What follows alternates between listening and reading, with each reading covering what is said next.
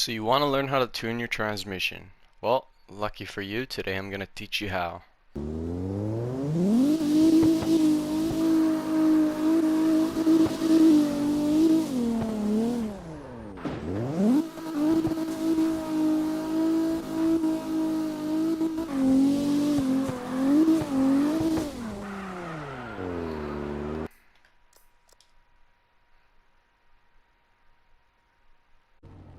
So basically, if you want it to be as fast as this right now, it's going to take a lot of time and effort to be able to figure out where your transmission is sitting. So basically what I do, I'm going to run you down through the steps of how I do it, my whole process.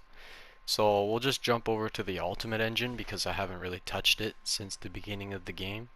And as you can tell, my dampeners are definitely not good. This is not a good setup, so just be aware of this. Your suspension will also affect how your car drives through all your gears, depending on how you have it set up. Today we're going to be focusing on transmission, differential, and possibly engine. Change your horsepower and your torque's peak performance. So like you can have it so that they match just about, or where the torque's peak performance is within the curve of the horsepower, like so.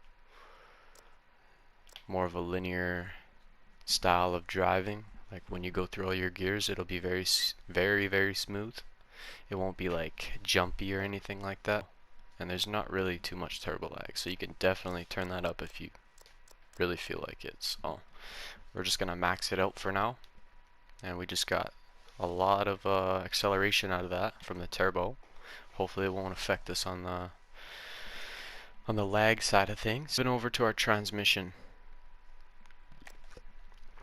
This is a very common differential setup for most beginners, but if you really want to get into full control over your differential, you want to move over to this one. Depending on the weight, usually I'd have like a base to go off of, so I would set my preload to 200 for like a lighter car like an S15, and say I was in a Mustang or a Viper or anything like that that's heavy, I would set it to like at least 300 or 350. And for the power lock, coast lock, these you want to set either the same, or you can set one to a different way, so like you can have a two-way or a one-way. And I'm gonna set it up just like this, 85%, 85%, one way. The preload controls how long it takes for the power lock and coast lock to come into effect while driving. So the power lock is when you're on throttle, and the coast lock is when you're off throttle. So that means when you're on the throttle going through a corner, the differential will slightly lock up, but not fully, because it's sitting at 85%. If you were to lower this preload down, it would make your car slide even more. It would lock it up way easier. If you bring this up, it would take a lot longer for it to lock up, meaning you would have more grip in your car. So if y'all are having troubles staying on the track and sliding out, I would turn the preload up before anything. And if you're still having problems, then I would either turn this down or turn this down and turn these back up to like 90%. Some people run 100. For example, my Cobra S550, I run that at 100% at 350 for preload, and it works really amazing because there's so much power behind that Mustang, so it can handle it. But for this, we're gonna set it to 2. Final drive is sitting at 478. So this is how you want to tune your transmission. Basically, your final drive controls the overall top speed of your whole transmission, so all these gears. The higher the number the final drive is, meaning the more you go right, the quicker it's going to go through all these gears. And if you go left, lower digits, it's going to take a lot longer to go through all those gears. So basically, shorten your gears going this way, or it'll lengthen your gears going this way. And you don't want your gears too long, otherwise you're not going to spin tires. So you want to have a happy medium. And the way I check it is I look at the engine and I'm looking at the specs on paper. So acceleration right now is 291. We just dropped from 305 or whatever it was, because originally we were sitting at something like this, right? That's insane. Do you see that? We're sitting at 287 now, so we've dropped 0.3 seconds in acceleration, meaning we're going to be that much quicker. It's always messing around with the gears until you find something that works for you.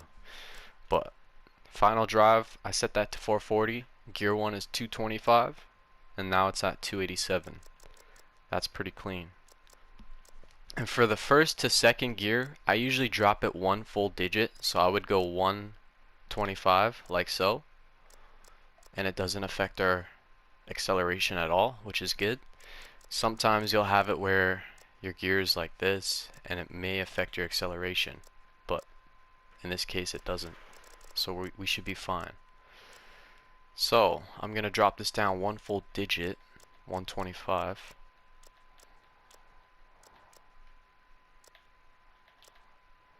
And then for the rest of the gears, you're gonna want to go at least 20% of each gear you're gonna drop down. So for 25, that would be that's 25 right there, that's 35, and that's 40% right there. 40%. We'll do the same for this gear.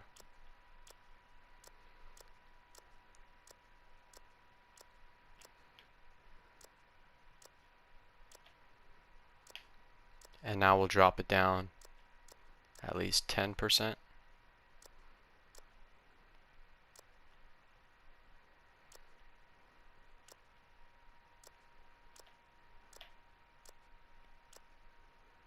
You'll never make it to 6th gear in this type of transmission, which you really don't want to. So basically this transmission is looking insane. I've never had a transmission look like this before, but it definitely works for this car and this engine. But here's the thing, if you were to go and try and put this tune on a different engine, it's not going to be the same. You would have to tune for each engine. So you see how the acceleration, we just lost speed and top speed as well. So it completely changes the whole feel of the car as soon as you swap the engine. So you have to tune to each specific engine. So right now we're sitting at 287 on the SR, and for the 2J we're sitting at 278. Still really well. Now here's the thing that is most important: seat time. You need to test drive this vehicle. So what I do is I go to Milton Drive. Alright, so now you want to test it. So this is what I do. This is how you need to test your gears. You see this rev, this white rev here? That's your RPMs. We're at 4K, now we're at 5K, now we're at 6K, now we're at 7K, and now we're at red line. That's red line. So you want to bring your first gear all the way out past red line until it maxes out. Max it out and watch what happens when the revs drop when I shift into second gear. So it dropped to 75. It went from red line to 7,500 RPMs. So basically that means that that gear is really close by like 500 RPMs. That's pretty good, but we can space it out even further. But because of our transmission setup, we can't really lower it anymore because it's going to affect all the other gears. So we're going to leave it like that. It's pretty good, 7,500 RPMs. See, that third gear was terrible. You see how it dropped to 5,000 RPMs? So, because it drops so low, that means we have to shorten it. So we'll bring it up. We'll go 10 increments every time, 0.10. So I went from 85 to 95. So now we're at 6K. That's pretty good, but we can bring it up even further. So from those 10 digits, we lost 1,000 RPMs. So I'm saying if we go another 10 digits, then it'll be at 7K perfectly. And now we're gonna bring this up just a little bit as well. So we'll go 55 for fourth gear. No, that's too much. We'll go 65 for fourth gear. 55 for fifth. And 45 for sixth. Now we gotta test these out again. Shift up. Shift up. So now fourth gear needs to be fixed. Fourth gear, we'll bring that up another 20 digits because I've seen it drop to at least 55, so we'll see how that runs. And then for this one, we'll bring this up 20 digits before fourth, so that's 20, and then we'll go 10 for sixth, so 50. Rev it out.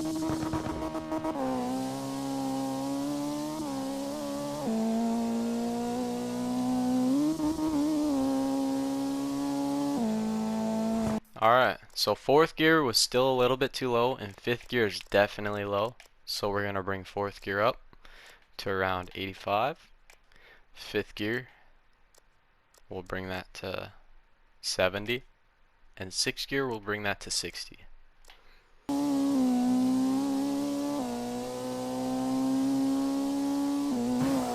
That's perfect. I don't know if y'all could see that, but every gear was shifting exactly 1,000 RPMs lower, which is exactly what you want. So let me run it again.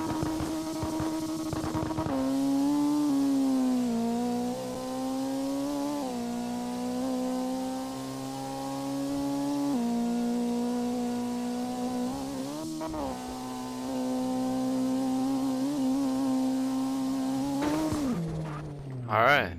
The way we have it set up now is perfect, but I don't know if y'all could tell, but if you've seen the revs, they were all bouncing all over the place. That is because of the suspension that we have set up in the car. If you want it to be proper, I will show you the way. Basically, you want a stiffer front end versus the rear, and for the rear you want to have a good amount of travel. So, rule of thumb for me, what I've learned from another team as well, shout out to LRC, you want to keep your dampeners at least 4K or 3K below your rear or your front. So whatever you have set in the front, at least 3 to 4K Newton square meters below whatever you have in the front. So for this car, it's a really light car. I think it's around 1200 kgs. We're gonna set this around 130. 150 is a really good limit to go to for these type of cars. They're very light in the front. So, and I'm looking at the front fitment. You want at least a finger or 2 fingers between the fender and the wheel, which looks alright. For the rear, we're gonna go soft.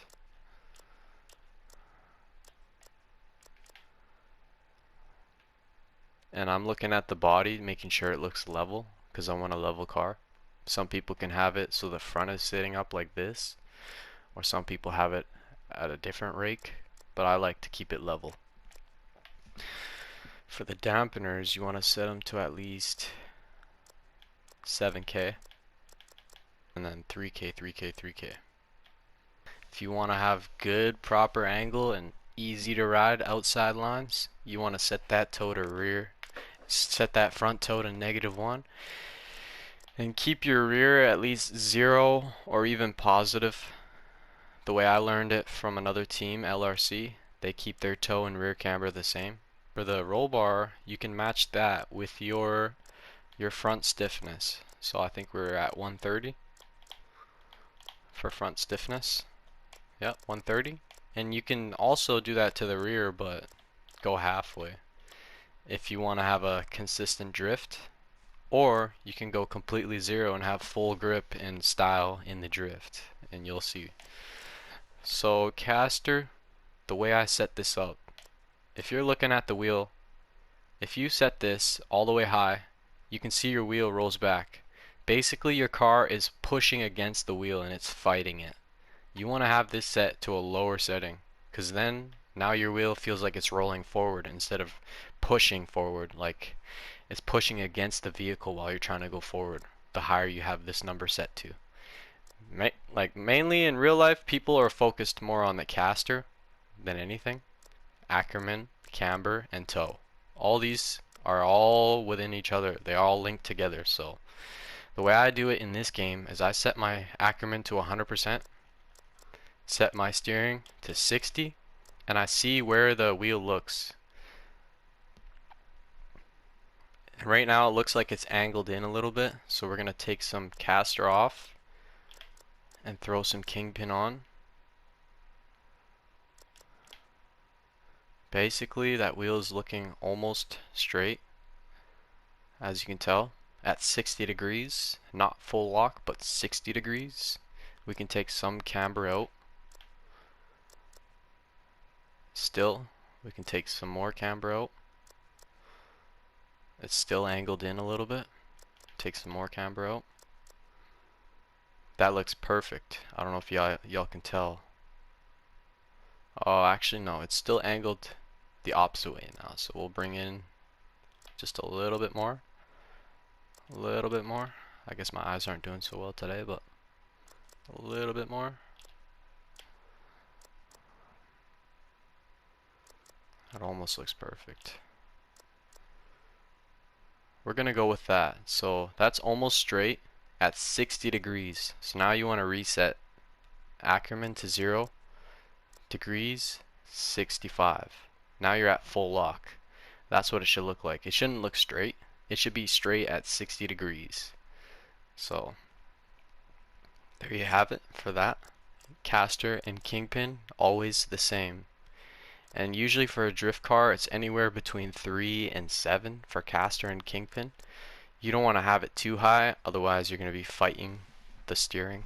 It's not going to be doing as much work for you. And if we look at the engine now, we're at 287, so it didn't really affect us too much. If we go take it back to a test drive though, watch those revs.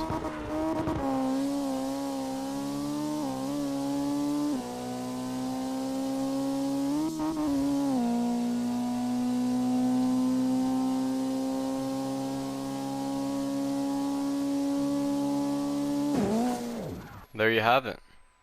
So basically, now that I'm done testing the transmission on Milton, now I have to take it over to an actual track, somewhere where I can drift and test it out for real. Because, by the way, my wheel specs, if y'all want to see, we're running 18s, 265, 300, 35s, 120 adhesion. Everyone says that 120 adhesion you can't drift, but you can. It's just takes more skill. So let's test this out at East Toke. And I always stay in the dyno stand test drive because I want to make sure I'm able to change anything that I need to last second. Alright, time to test it out.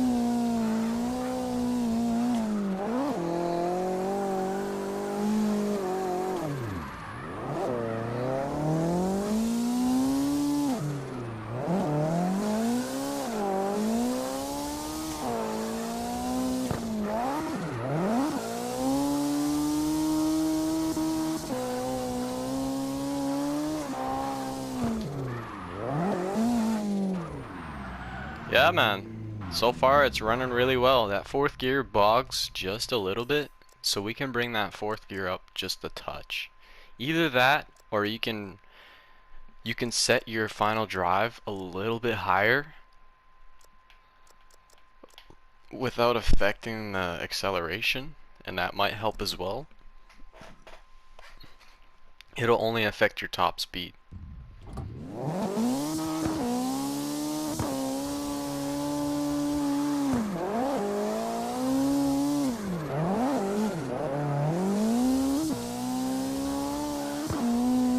Yeah, that's perfect now. That fourth gear dropped to 7K perfectly. And all you really need in a drift build is at least 4 gears. So if you make it to 5th, I'd be really surprised. But thanks for tuning in. This is Sunjeet _CDT on PlayStation Network. You can spell that SUNNJEET _CDT. Or you can find me on YouTube where I can maybe teach you more on how to tune your suspension. You can find me at COUVA Brothers Gaming on YouTube. Kuva Brothers Gaming, all one word. Thank you very much. This is Sunny Parmar, and I'm out.